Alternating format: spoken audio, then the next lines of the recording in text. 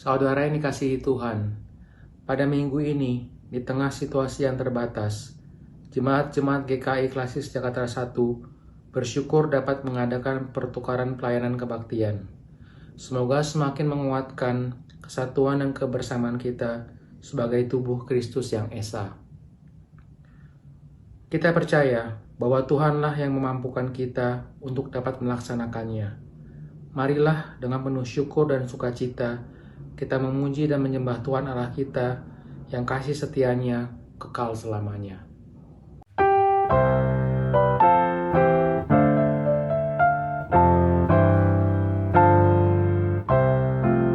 Seluruh dunia nyanyikanlah Kau Allahku.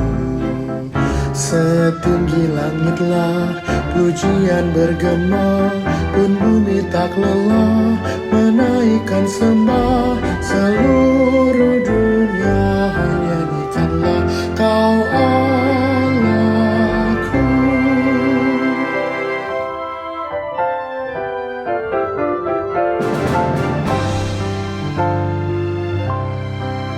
Seluruh dunia nyanyikanlah Kau Rajaku.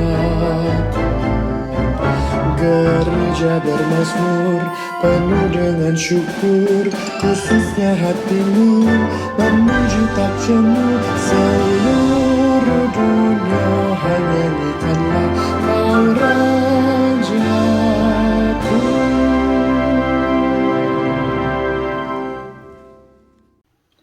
Ibadah minggu ini terjadi karena pertolongan Tuhan yang menciptakan langit dan bumi dan yang memelihara kasih setianya untuk selama-lamanya. Amin,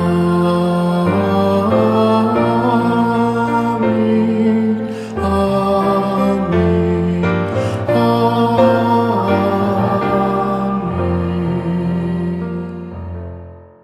Kasih Kristus menyertai saudara sekalian.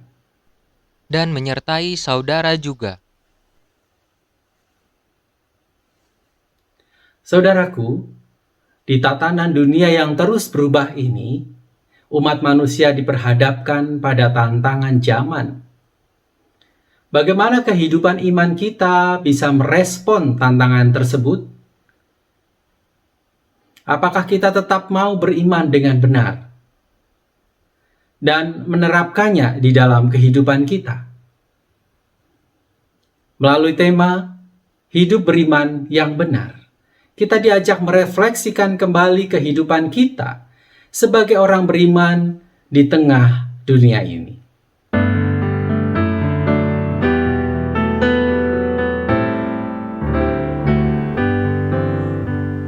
Kasihku padamu tambahkanlah, ya Kristus Tuhanku, oh dengarlah. Ku mohon tak henti, tambahkan kasihku makin besar kepadamu.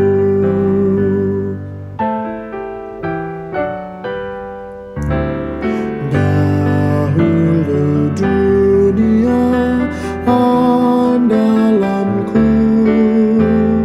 kini Engkau Tuhan harapanku. Inilah doaku, tambahkan kasihku makin besar kepadamu.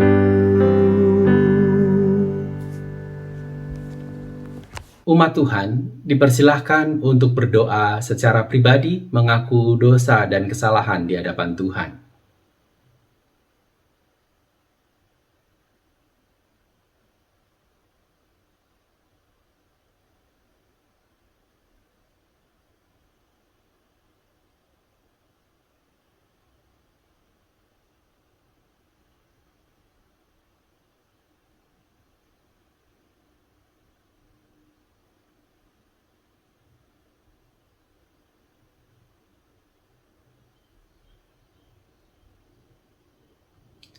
Ya Allah, inilah doa pengakuan dosa kami. Kami haturkan hidup kami bawa hidup kami ke dalam tangan-Mu. Dan dengan iman, kami percaya, Tuhan Sang Pemelihara hidup kami. Tuhan mengampuni kami. Di dalam nama Allah Bapa, Anak dan Roh Kudus, kami berdoa. Amin.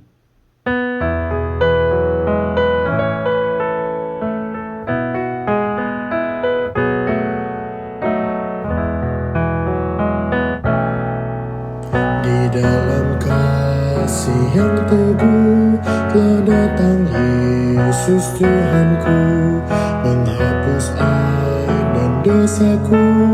Dia mengangkatku dari lembahku, dirangkul dengan tangannya yang lembut. Gelap lenyap, terbitlah terang, oh syukurku diangkatnya.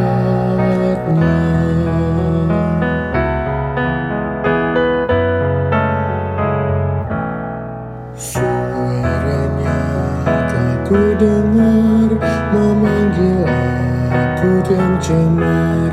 Meskipun dosaku besar, Dia mengangkatku dari lembahku, dirangkul dengan tangannya yang lembut. Gelap lenyap, terbitlah terang, oh syukurku dirangkatnya.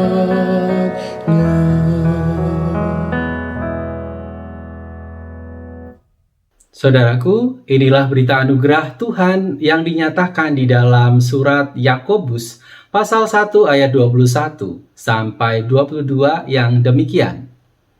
Sebab itu buanglah segala sesuatu yang kotor dan kejahatan yang begitu banyak, dan terimalah dengan lemah lembut firman yang tertanam di dalam hatimu, yang berkuasa menyelamatkan jiwamu. Tetapi hendaklah kamu menjadi pelaku firman dan bukan hanya pendengar saja. Sebab jika tidak demikian, kamu menipu diri sendiri. Demikianlah berita anugerah dari Tuhan. Syukur kepada Allah.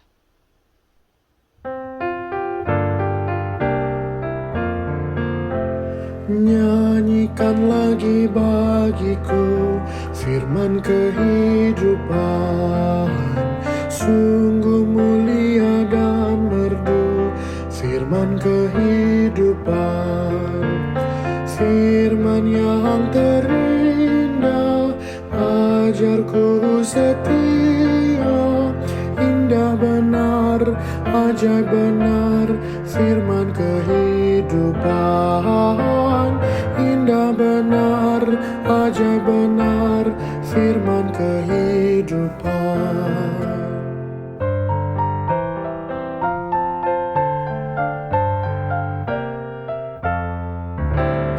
Kristus memberi dunia firman kehidupan.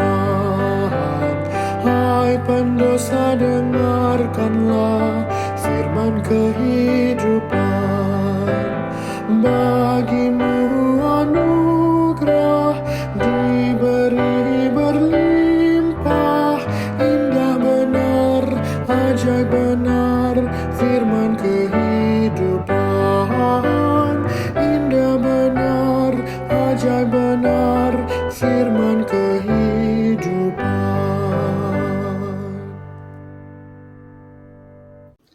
Sebelum kita bersama membaca ayat firman Tuhan, marilah kita bersama berdoa. Ya Allah, kami mengucap syukur kepada Engkau yang memberikan kepada kami kesempatan untuk bisa mendengar sabda Tuhan. Saat ini, kami akan mendengarkan sabda Tuhan dengan kesungguhan hati kami. Tolonglah kami, sehingga kami mampu mendengarkan dengan sepenuh kesadaran kami. Tolonglah kami, agar kami memiliki hati yang lembut untuk bisa mendengarkan sabda Tuhan. Tolonglah dan kuasailah kami dengan Roh Kudus, biarlah kami dimampukan untuk menjadi pelaku-pelaku firman Tuhan. Di dalam nama Allah Bapa, Anak dan Roh Kudus kami berdoa. Amin. Pembacaan ayat Alkitab kita diambil dari Injil Markus pasal 7 ayat 1 sampai 8, dilanjutkan ayat 14 sampai 15, dan dilanjutkan ayat 21 sampai 23. Injil Markus pasal 7 ayat 1 sampai 8, dilanjutkan ayat 14 sampai 15, dan dilanjutkan kembali ayat 21 sampai 23.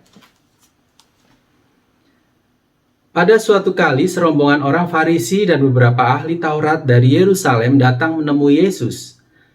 Mereka melihat bahwa beberapa orang muridnya makan dengan tangan najis, yaitu dengan tangan yang tidak dibasuh. Sebab orang-orang Farisi seperti orang-orang Yahudi lainnya tidak makan kalau tidak melakukan pembasuhan tangan terlebih dahulu. Karena mereka berpegang pada adat istiadat nenek moyang mereka.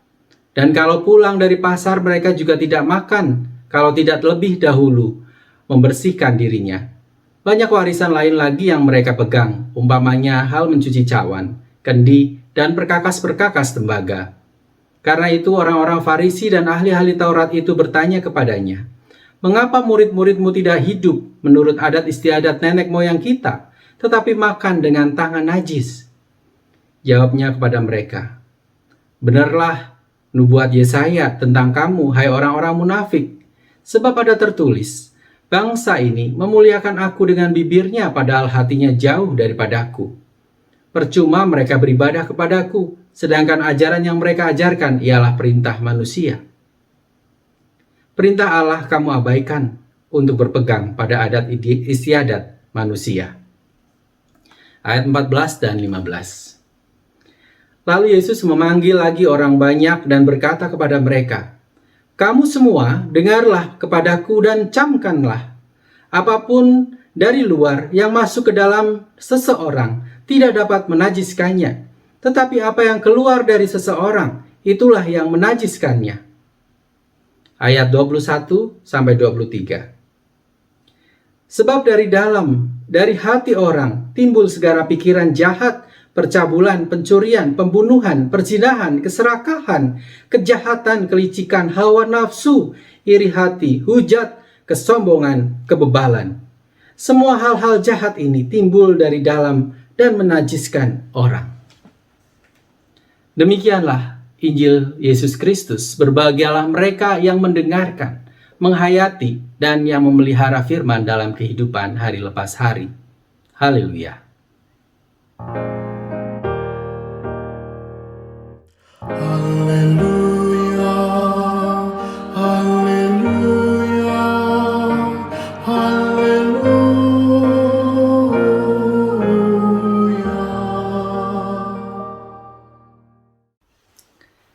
Salam dalam kasih dan juga salam damai sejahtera bagi kita semua. Dan salam kenal dari saya, Pendeta Sihl dari GKI Karawaci. Salam hormat kami, salam kenal kami dari GKI Karawaci untuk jemaat di GKI Menteng. Jemaat yang terkasih di dalam Tuhan, Anthony de Mello memiliki sebuah cerita tentang seekor kucing. Cerita ini mungkin ada sebagian dari kita pernah mendengarnya. Tapi karena saya juga tertarik dengan cerita ini, saya berharap cerita ini juga akan bisa menarik bagi kita semua untuk bisa meresapi tentang makna dari tema yang kita usung bersama. Dahulu kala dikisahkan ada seorang pemimpin biara yang memelihara seekor kucing. Saking sayangnya pemimpin biara ini, seorang perempuan biarawati, maka kucing itu selalu dekat dengan biara ini, suster ini, pemimpin biara ini. Kemana saja dia pergi, kucingnya tersebut selalu ikut, dan dia selalu duduk diam di dekat kaki sang pemimpin biara. Dikisahkan setiap kali mereka ikut ibadah malam, doa malam, kucing ini pun selalu ikut. Nah, supaya kucing ini tidak tiba-tiba mengeong ketika orang-orang atau para biarawati di biara tersebut sedang berdoa, dan mengganggu kekusukan, akhirnya kucing ini selalu diikat di luar. Supaya apa? Supaya tidak mengganggu. Hal itu terus-menerus dilakukan. Jadi setiap kali doa malam, kucing itu selalu diikat. Setiap kali doa malam, kucing itu diikat. Suatu ketika, sang pemimpin biara itu meninggal. Nah, suster-suster yang lain tahu kalau kucing ini selalu mengikuti biarawati itu masuk ke dalam ruangan. Bahkan ketika biarawati itu sudah meninggal, suster itu sudah meninggal, kucing itu pun kemudian diikat supaya tidak tiba-tiba nyelonong masuk ke ruang doa. Akhirnya orangnya berganti dan kemudian kucing itu pun mati. Karena orang sudah berganti, kemudian orang-orang itu mencari kucing yang baru. Supaya apa? Supaya ketika ada doa malam, ada kucing yang diikat di bagian belakang, di luar ruang doa. Demikian juga seterusnya. Ketika kucing yang baru itu mati, diganti lagi dengan kucing yang lama. Untuk apa? Untuk bisa diikat di luar. Mereka tidak tahu maksudnya mengapa harus mengikat kucing di luar. Padahal itu bukan kucing piaraan mereka juga dan tidak mengikuti mereka. Tetapi akhirnya itu kucing diikat terus di luar. Kalau kucingnya mati diganti sama kucing yang baru. Demikian terus. Saudaraku yang terkasih di dalam Tuhan, disinilah kemudian kita tahu bahwa kenyataannya dalam kehidupan kita ada begitu banyak tradisi. Jadi mengikat kucing itu adalah semacam tradisi yang terus-menerus dilakukan oleh kita manusia. Demikian juga dengan apa yang tertulis di dalam Alkitab. Ada begitu banyak tradisi yang dipelihara dan dilakukan oleh orang-orang Israel. Dan ahli Taurat, orang-orang Farisi adalah mereka yang memegang tradisi dengan begitu kuat. Musa mengajarkan banyak sekali tradisi bagi orang-orang Israel. Tradisi itu dilakukan terus-menerus puluhan sampai ratusan tahun dilakukan demikian rupa. Dan apa yang terjadi? Pada akhirnya, orang-orang Farisi, ahli-ahli Taurat pada zaman Yesus kala itu, hanya melakukan tradisi itu. Mereka menganggap tradisi itu sebagai hal yang lebih utama. Bahkan ketika orang-orang tertentu sudah melakukan tradisi, misalnya membawa persembahan ke bait Allah, dan orang yang sama yang membawa persembahan ini kemudian tidak menghormati orang tuanya, hal itu tidak menjadi masalah. Padahal kalau kita mengingat hukum Taurat, betul bahwa kita harus mengingat firman Tuhan, harus mengagungkan Tuhan, menghormati Tuhan, tidak menyebut nama Tuhan dengan sembarangan. Tetapi ada di bawahnya, yaitu hormatilah orang tuamu. Karena tradisi membawa persembahan, tradisi bersyukur, tradisi mencuci periuk dan sebagainya, dikatakan di sana. Karena tradisi-tradisi itu akhirnya hal-hal yang praktis yang hanya sebuah tradisi itu lebih tinggi tempatnya, ditempatkan lebih tinggi dibandingkan dengan firman Allah sendiri. Maka Tuhan Yesus sampai berkata, benar kata Yesaya bahwa orang-orang ini akan menyembah Tuhan hanya dari mulutnya saja, tetapi tidak dari hatinya. Dan dari sinilah kemudian kita tahu tentang pengajaran-pengajaran di mana orang-orang itu banyak yang mengajarkan. Pada saat itu orang Farisi, orang Yahudi hanya mengajarkan tentang tradisi, hanya mengajarkan tentang apa yang boleh dan tidak boleh. Tetapi banyak di antara mereka, tidak semua, banyak di antara mereka yang hanya mengajar, tetapi tidak menjadi pelaku firman Tuhan. Bapak Ibu yang terkasih, saudara-saudara yang terkasih di dalam Tuhan. Yang pertama, kalau menurut bacaan firman kita pada saat ini yang harus dilakukan adalah kita perlu untuk memegang perintah Tuhan. Kita harus memegang perintah Tuhan dengan kencang. Orang Farisi dan ahli-ahli Taurat, mereka hanya menerapkan apa yang menjadi kebijakan-kebijakan mereka, tradisi-tradisi yang sudah mereka hidupi selama hidup mereka. Tetapi mereka tidak memegang firman Tuhan. Musa mengajarkan 10 hukum Taurat, tetapi mereka hanya mengambil 1, 2, 3 dan kemudian mengesampingkan yang lain. Mereka hanya mengambil yang menguntungkan bagi mereka dan mengesampingkan yang lain. Bagaimana dengan hidup kita? Tidak jarang juga kita itu menghidupi kehidupan yang hanya berlandaskan pada tradisi-tradisi semata.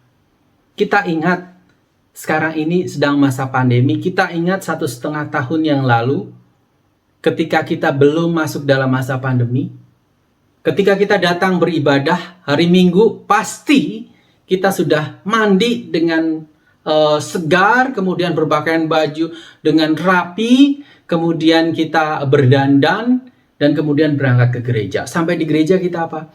Duduk dan kemudian bersaat teduh. Sampai kemudian ketika tiba teng, ketika ibadah dimulai, kita dengan kusuk mendengarkan ajakan dalam liturgi, mengikuti semua yang disarankan, diarahkan di dalam liturgi. Mendengar firman Tuhan, bahkan kita memiliki coretan-coretan di Alkitab kita dan catatan-catatan pribadi di Alkitab kita. Begitu kusuk, begitu mendalam ibadah yang kita lakukan. Dan begitu saat ini kita dalam kondisi pandemi, tidak semua, tetapi sebagian besar di antara kita diajak ibadah di rumah. Yang terjadi apa? Yang terjadi adalah ibadah jarang mandi. Ketika mau ibadah masih kucek-kucek mata, masih pakai piyama, duduk depan handphone atau di laptop atau di smart TV barangkali. Kemudian mengikuti ibadah. Setelah mengikuti ibadah, dirasa ini kok lagu-lagunya aneh ya. Temponya salah semua.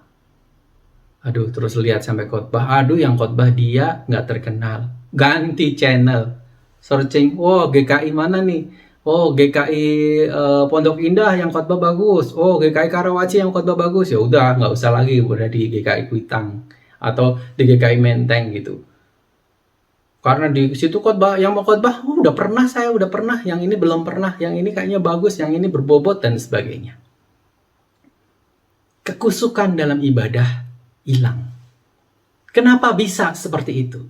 Karena sebelum pandemi, kita ibadah itu hanya dijadikan sebagai tradisi. Kita mengikuti ibadah bukan karena dari dalam hati, karena memegang perintah Tuhan untuk memuji dan memuliakan Tuhan, tetapi karena ya sudah dari dulu kayak gitu. Jadi Bapak Ibu, saudara-saudara yang terkasih di dalam Tuhan, apakah kita akan hidup terus-menerus dalam tradisi yang salah semacam itu? Tentu tidak. Harapannya adalah kita memegang perintah Tuhan. Kita mengikuti firman Tuhan. Ketika kita beribadah dengan kesungguhan hati kepada Tuhan. Ketika kita melayani, ya kita melayani di gereja, yang melayani di luar gereja, yang melayani di rumah. Ketika kita beribadah, ya beribadah di gereja, ya beribadah di luar gereja, yang beribadah di rumah, ya beribadah di kantor. Sehingga tidak ada waktu ketika kita itu lepas dari kendali firman Tuhan. Karena apa? Karena kita tetap memegang firman Tuhan. Jadi meskipun di kantor tidak ada yang mengawasi dan ada kesempatan untuk kita bisa mengambil sesuatu yang bukan milik kita, kita tidak akan melakukannya. Kenapa? Karena kita tahu Tuhan selalu mengawasi kita. Karena kita memegang firman Tuhan. Jadi ketika kita di rumah, ketika tidak ada orang tua kita, ketika tidak ada yang mengawasi, maka kita akan tetap menjadi anak yang baik, anak yang menjaga rumah dengan baik, anak yang menjaga diri dengan baik. Akan terus belajar mempertanggungjawabkan apa yang sudah dimulai. Kenapa? Karena kita memegang firman Tuhan. Bapak Ibu yang terkasih, itu yang pertama. Untuk beriman dengan benar, peganglah firman Tuhan. Yang selanjutnya adalah kita diundang untuk mendengar dan mengecam perkataan firman Tuhan. Apa itu? Kalau mendengar jelas kita tahu ya. Beda mendengar dengan dengar. Kalau dengar itu oh, ada nyamuk. Itu dengar. Tapi kalau mendengarkan ada mata kita langsung mencari nyamuk, kemudian mengambil raket nyamuk dan mencari nyamuk supaya sampai dapat dan diteplak. Itu mendengarkan. Jadi dengar, tetapi juga ada reaksi, ada respon setelah kita mendengar itu. Kalau mendengarkan itu seperti itu.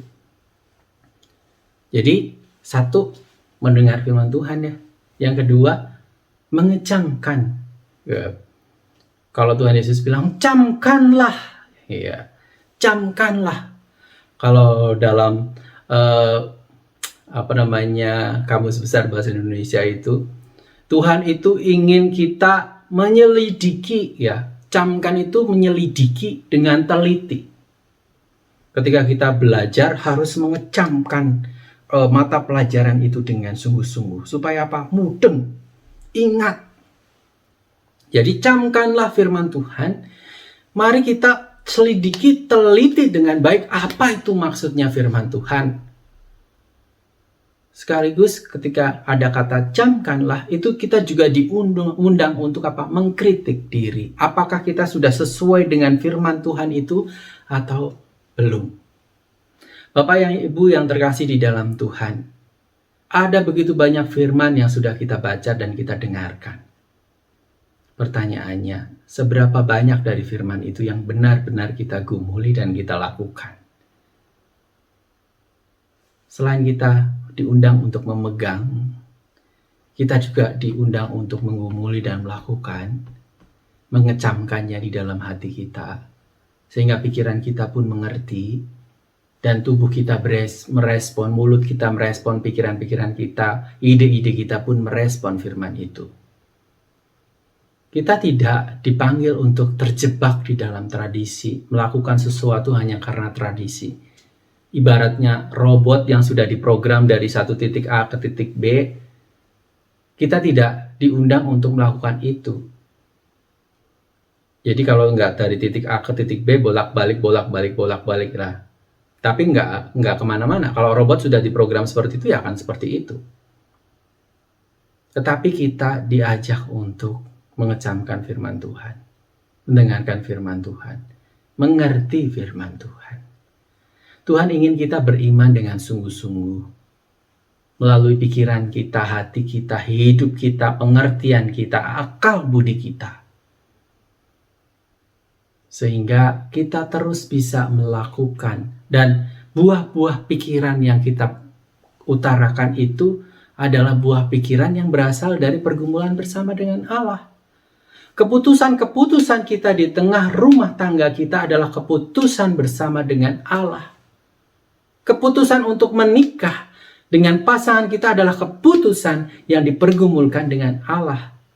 Keputusan untuk sekolah, keputusan untuk membuka usaha, keputusan untuk menerima sesuatu, itu kita benar-benar pergumulkan dengan Allah. Karena apa? Karena kita telah mendengar dan mengecamkan firman itu dalam hidup kita. Dan selanjutnya, yang ketiga, yang terakhir adalah kita diundang untuk mengawasi hati kita. Ingat ya, sejak SD sampai SMA kita selalu diawasi pakaiannya sama guru. ada harus dipasang. Ada logo SD, SMP, SMA harus dipasang. Logo di baju juga ada, harus dipasang. Topi harus dipakai ketika upacara. Gesper harus dipakai. Harus ada yang ada lambangnya Tutwuri Handayani. Kemudian sepatu harus sewarna. Kaos kaki harus sewarna. Semuanya diawasi. Dan itu gampang karena terlihat. Tetapi bagaimana mengawasi hati yang tidak terlihat? Saudaraku yang terkasih dalam Tuhan, kita diundang untuk mengawasi hati kita. Kenapa?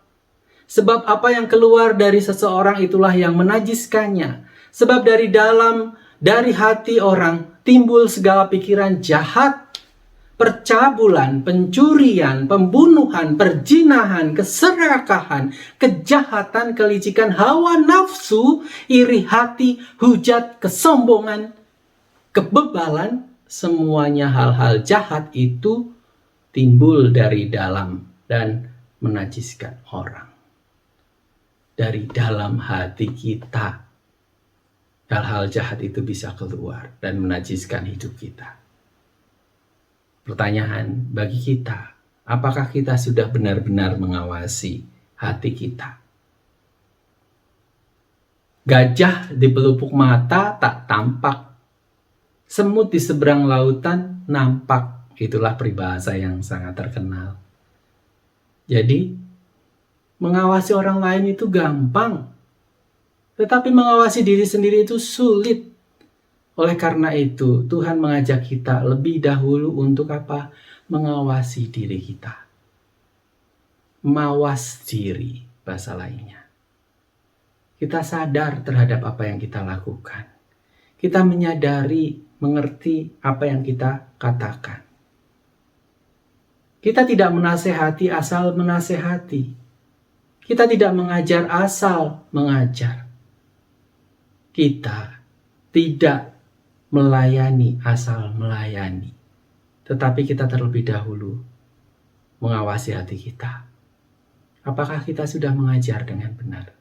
Melayani dengan benar? Apakah selama ini yang sudah kita lakukan adalah benar? Perkataan kita kepada rekan kita di kepenatuaan, di jemaat, apa perkataan dan sikap kita kepada pendeta kita, apakah itu sudah kita pergumulkan dengan baik? Sebagai seorang pendeta, apakah khotbah-khotbah saya sudah saya gumulkan dengan baik? Apakah pengajaran saya, pendampingan saya kepada jemaat sudah saya lakukan dengan baik?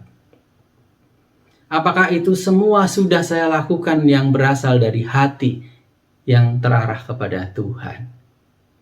Itu adalah pesan-pesan yang bisa kita lakukan bersama. Yang pertama, kita harus memegang firman Tuhan.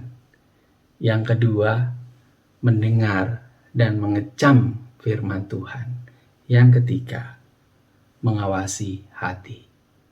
Kiranya firman Tuhan saat ini akan terukir seperti ukiran di Borobudur yang bertahan ratusan tahun. Biarlah firman Tuhan itu terukir di dalam hati kita dan bertahan selamanya. Tuhan memberkati. Saat teduh bagi kita.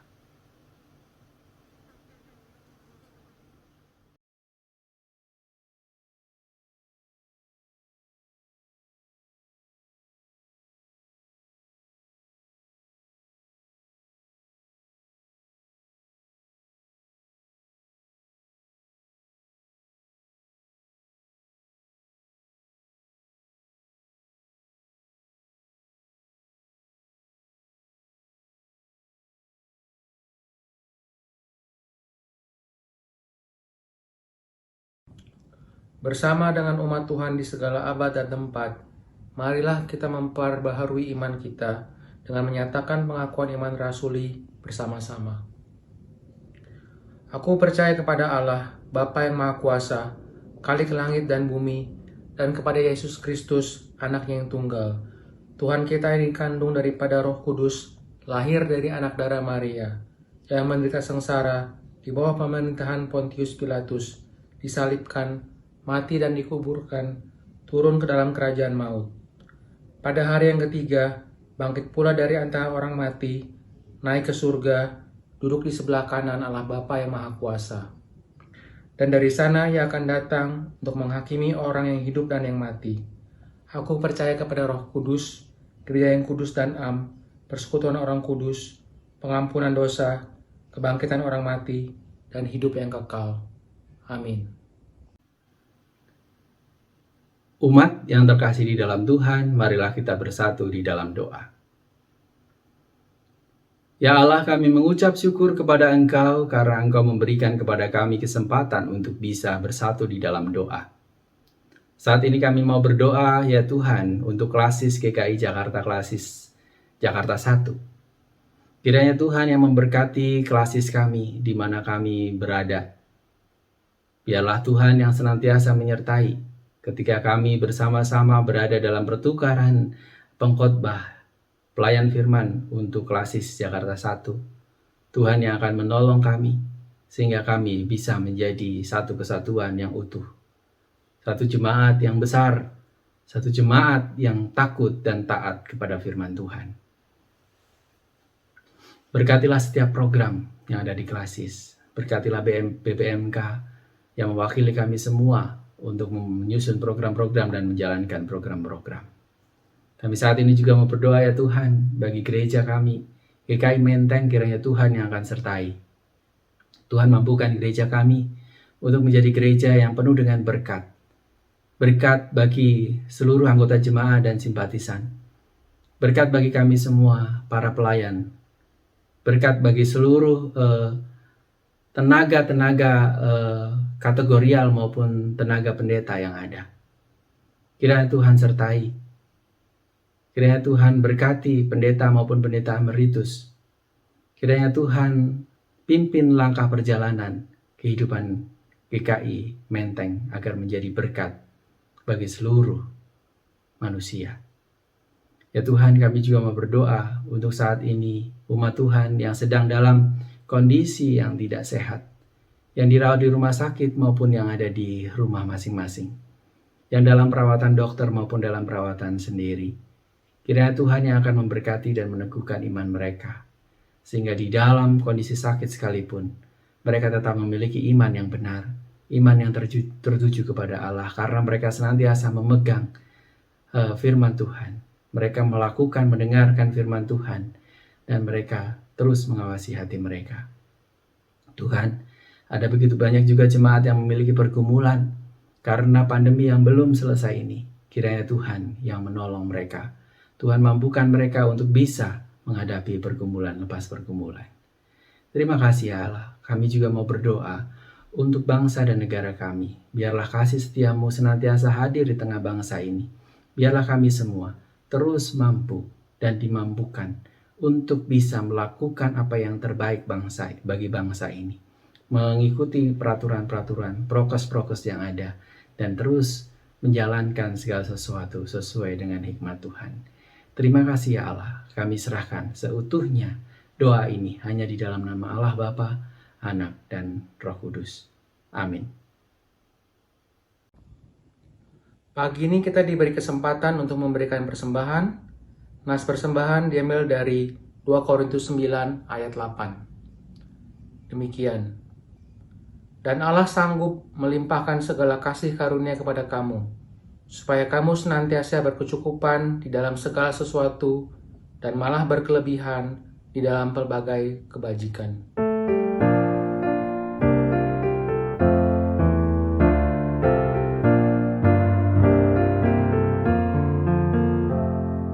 Terima kasih ya Tuhanku atas hari pemberian-Mu, hari baru limpah rahmat dan dipenuhi oleh kasih-Mu. Kau curahkan pada umat-Mu, Kau curahkan pada umat-Mu.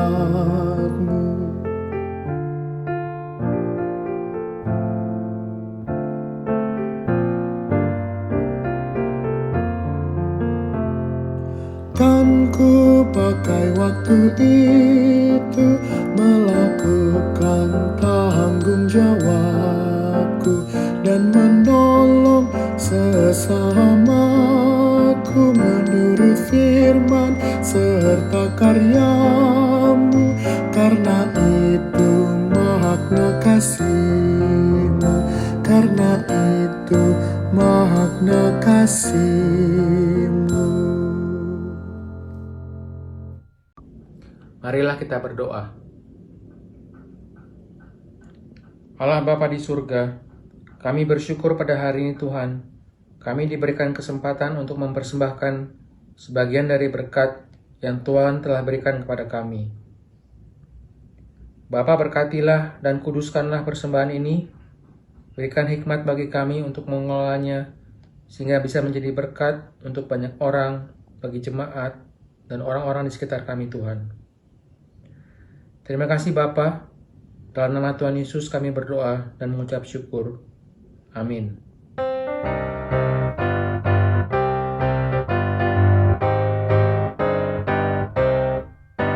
Gereja bagai bahtera di laut yang seram, mengarahkan haluannya ke pantai seberang.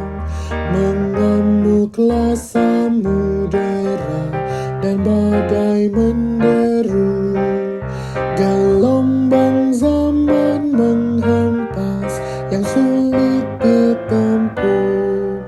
Penumpang pun bertanyalah selagi berjerit, betapa jauh di manakah lebuhan abadi.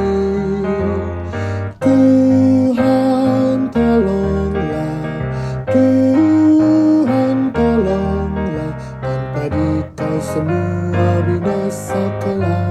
Ya Tuhan tolonglah.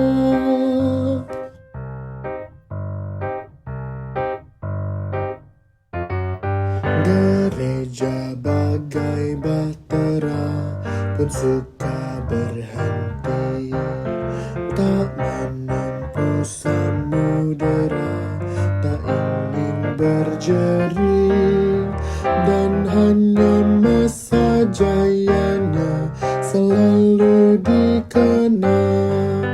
Tak ingat akan dunia yang hampir tenggelam. Gereja yang tak bertekun di dalam tugasnya, tentunya oleh Tuhan pun tak diberi berkat.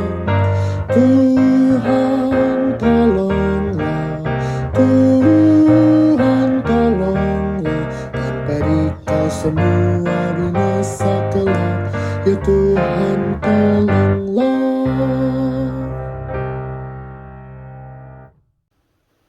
Saudaraku, arahkanlah hatimu kepada Tuhan. Kami mengarahkan hati kami kepada Tuhan, Jadilah saksi Kristus. syukur kepada Allah, Terpujilah Tuhan. kini dan selamanya. Saat ini, pulanglah dengan menerima berkat dari Tuhan. Tuhan memberkati engkau dan melindungi engkau. Tuhan menyinari engkau dengan wajah-Nya dan memberi engkau kasih karunia. Tuhan menghadapkan wajah-Nya kepadamu dan memberi engkau damai sejahtera. Amin.